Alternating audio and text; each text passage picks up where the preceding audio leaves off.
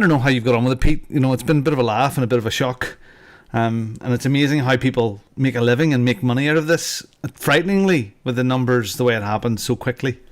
I suppose if you put a lot of money in, you could make a bit if you're clever with it. I've only put I put a £10 in at first, but you I don't know. I can't invest any more then, and I mean I said I was going to put 100 in order in the pot, so I've not. I've upped it to 25 or something like that now, and yeah, I've had some good times with it. I've had like one loss, I think, but I keep on getting like 50p and 70p and a pound or whatever a day, and still it's up. You know, I think the best one I did was invest in Tesla. I got a like 0.0 something of a share in Tesla just at the time when it spiked. They've got some deal going, haven't they, or something? Or and that spiked and it went up like, I don't know, 12% or something like that from when I first bought it out. And I was even though I only got about, I don't know, 80 pence from it, I was so stoked. I was like, yes, it was like a proper winner.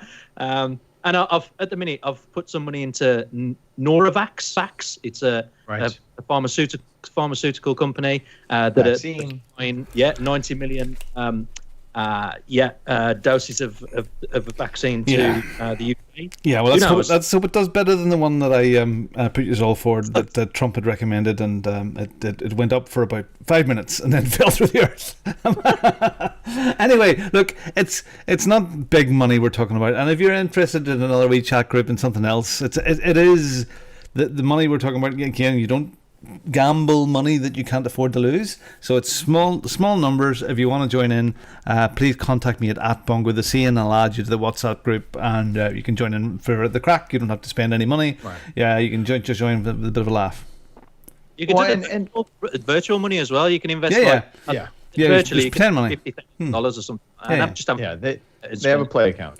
And the interesting thing is, you know, day trading the way you guys are approaching it right now, that is, in a lot of ways, it is like gambling. You know, it's very transactional. It's very kind of, invest in the morning, sell by the afternoon. When I was off there for a day or two, I mean, literally, I was making maybe 20 trades a day. I mean, I could be literally holding on to things for 5 or 10 minutes or half an hour, and away I was going. So I was doing the UK in the morning, and then New York Stock Exchange come the afternoon, and last trade was done at 5 to 9 at night.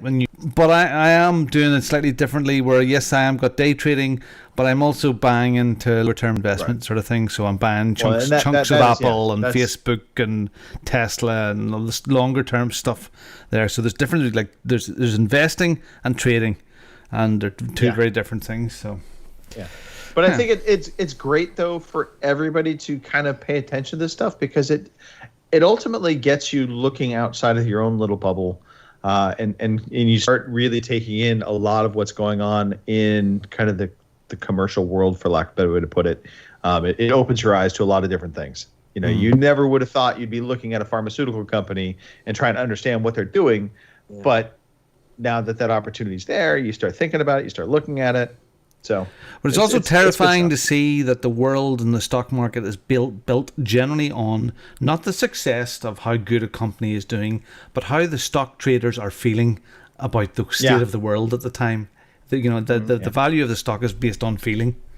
It's terrifying. Anyway, if you want to join in with that bit, at Bongo the Sea, give me and I'll get you into the WhatsApp group when we go. I'm going to throw there's one other final thing I want to mention. Okay. I have this thing that's been going on in my head for a week or two now, and a year or two ago, Pilch Reid sort of had chats with people. I'm really glad you're bringing this up, because I was thinking about him. Yeah. Pilch, and he'd done this thing that they had different members of the community on chatting, and it was gaming and bits and pieces. I have this inkling that I would like to do something like that, but not just limited to gaming. So if you're thinking Joe Rogan here, but with sort of within the community and friends, to maybe have that hour-long